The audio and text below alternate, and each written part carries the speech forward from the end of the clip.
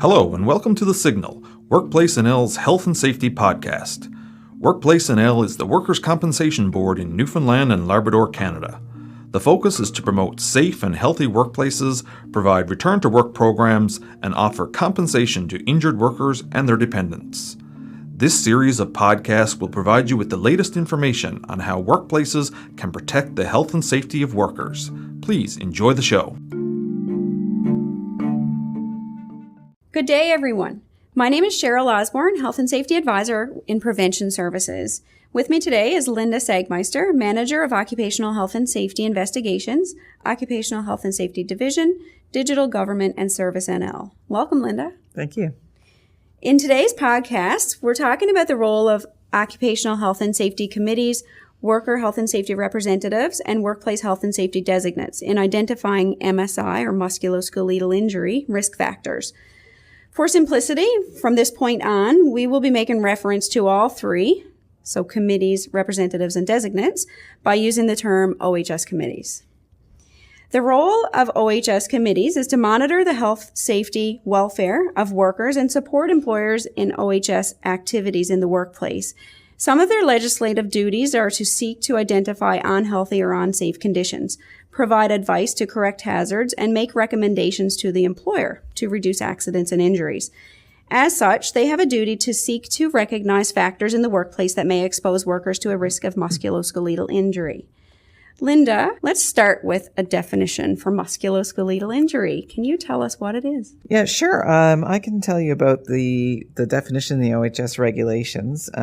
And it says there in section 50 sub 1 that MSIs are an injury or disorder of the muscles, tendons, ligaments, joints, nerves, blood vessels, or related soft tissue, including a sprain, strain, and inflammation that may be caused or aggravated by work. And there's a couple of things I should point out about that definition. One of them is that according to the OHS regulations, they say about how it has to be, it would be caused or aggravated by work. That's only because it's in the context of the OHS regulation.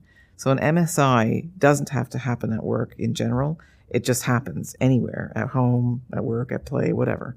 But when it comes to the occupational health and safety regulations, the context in which they make this definition is that it would have occurred at work or be aggravated by work.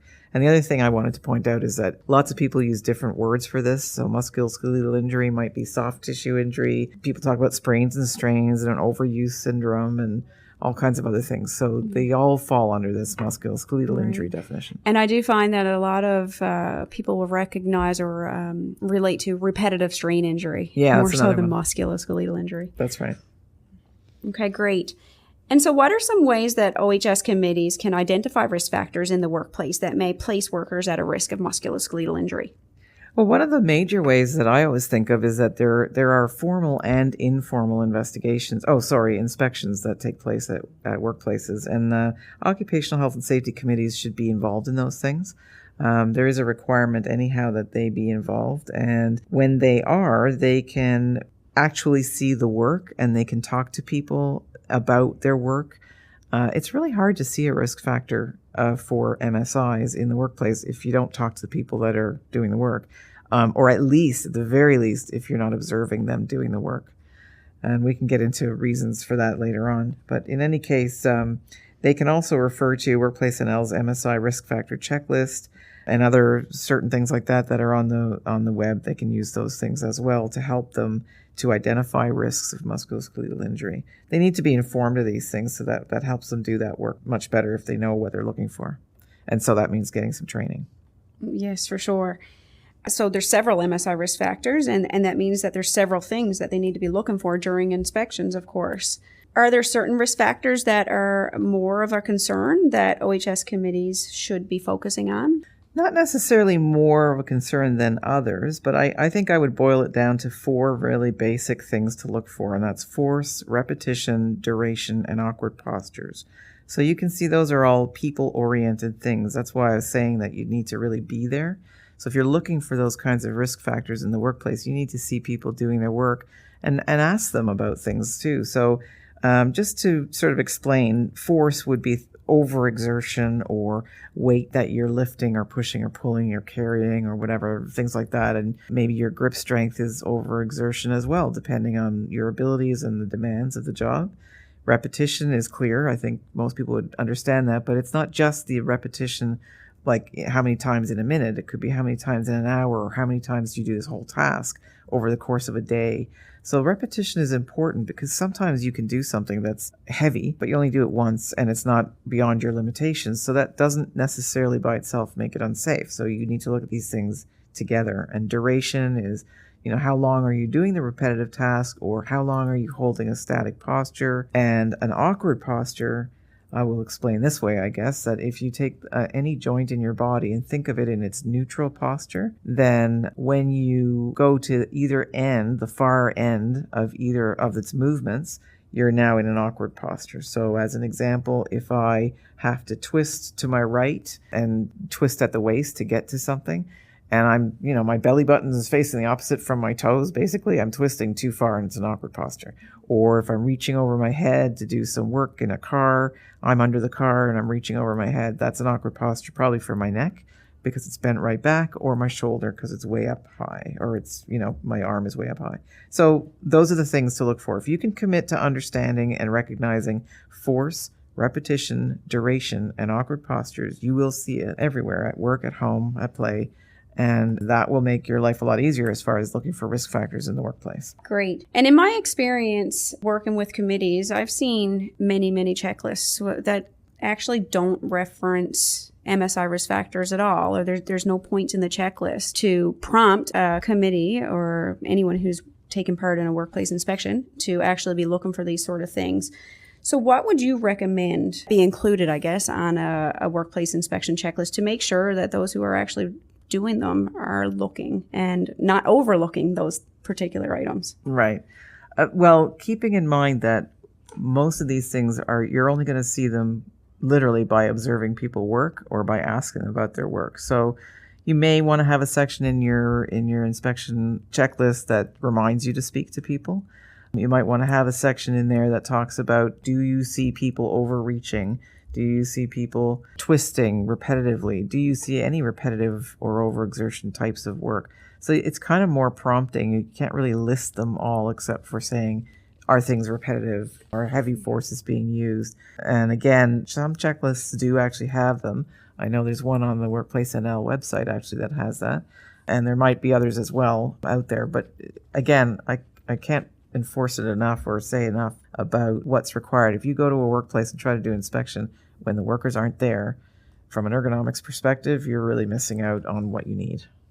And OHS committees can participate in workplace inspections, or they're required to participate in workplace inspections, but I guess that can be a couple of different ways. And how would you recommend that they actually participate as a best practice, at least? Good point. They are required by regulation to participate in occupational health and safety inspections. The inspections are required for employers to perform regularly, and OHS committees in Section 39 of the Act, where it lists their responsibilities, also says that they must participate in those things. So what's participation? Going back to what I just said earlier, it's a little hard to participate fully when it comes to ergonomics risk factors if you're not there looking at the workers.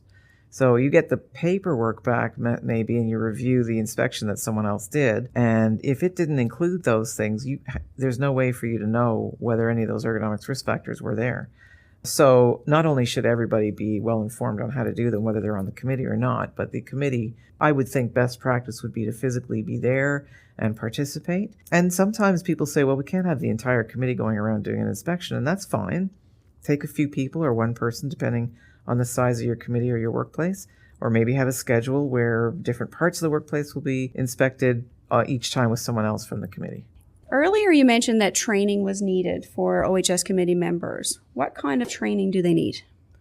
In the case of ergonomics, in the case of preventing musculoskeletal injuries, they need to be trained in how to recognize the risk factors.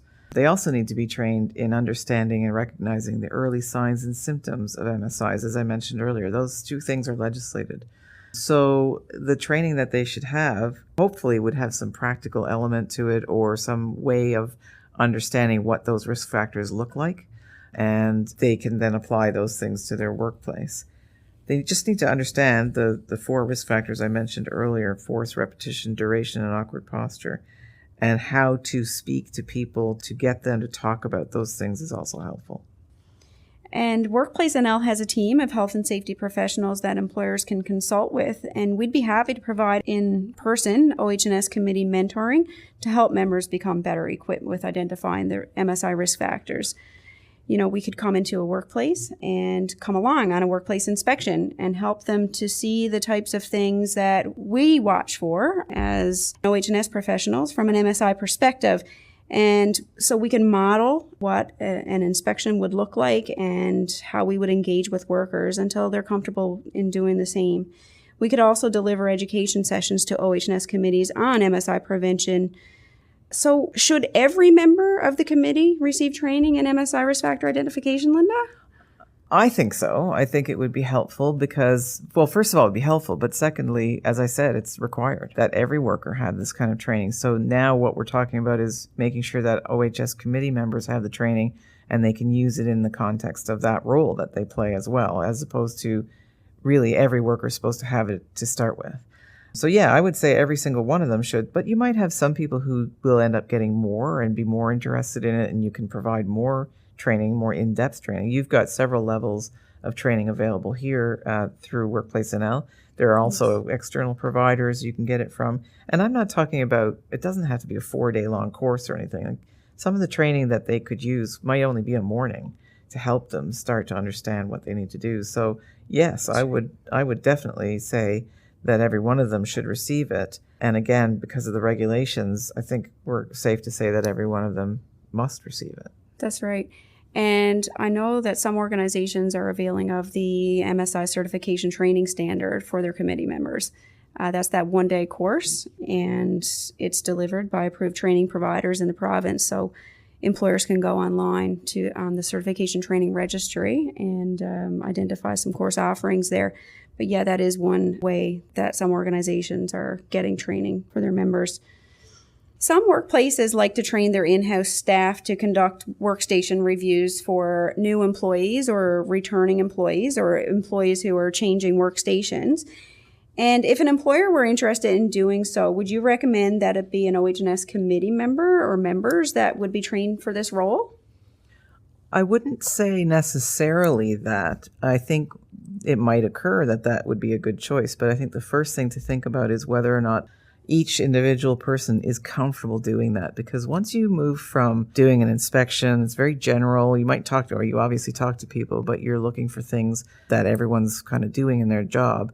Moving to doing a workstation review can be kind of personal and almost intimate because you're there in somebody's workstation with them and you're checking out what their body mechanics are and how everything is set up. And it also feels like a lot more responsibility that I know people have told me over the years that they're not really necessarily happy taking on. Yeah. So it has to be somebody who's really comfortable with it, with that aspect of it, aside from just the straight ergonomics part of it.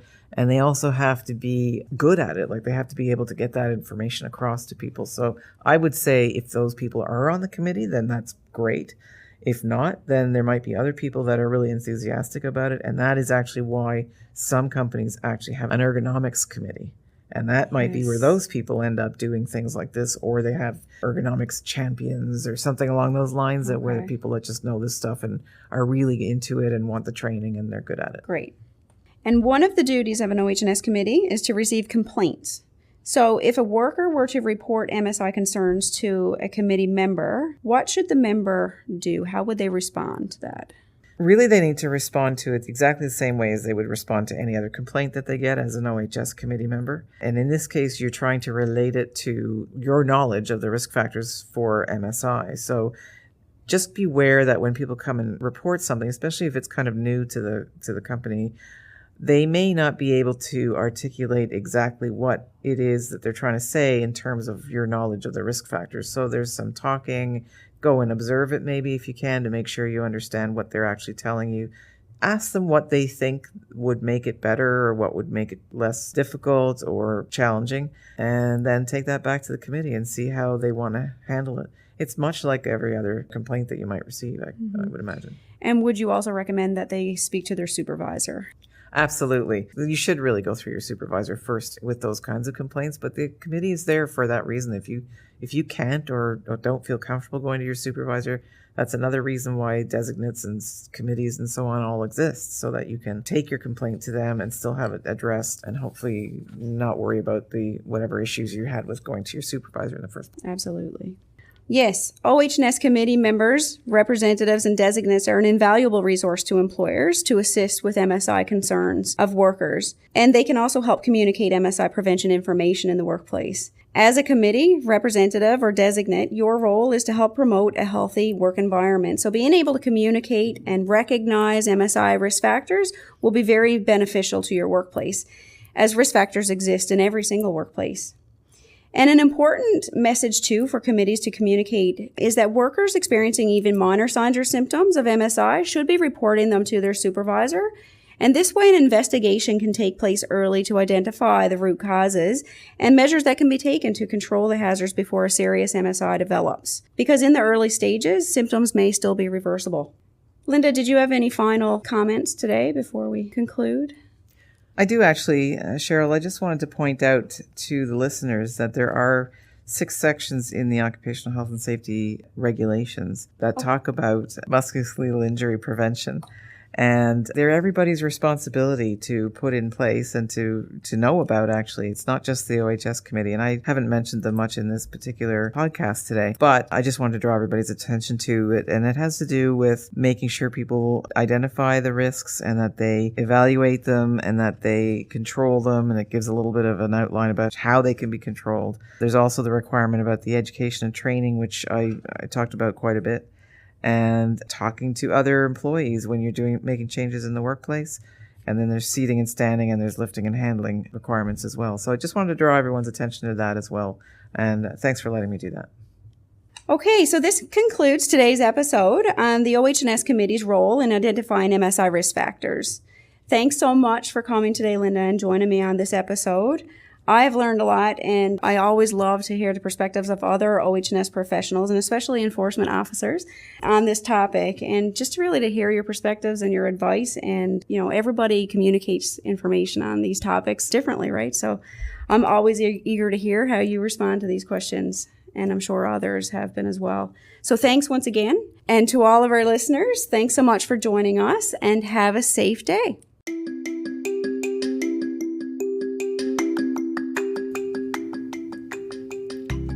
Thank you for joining us today. Transcripts are available to use in your workplace to increase workers' knowledge in various occupational health and safety topics. Visit WorkplaceNL.ca for more information on the services we provide to workplaces.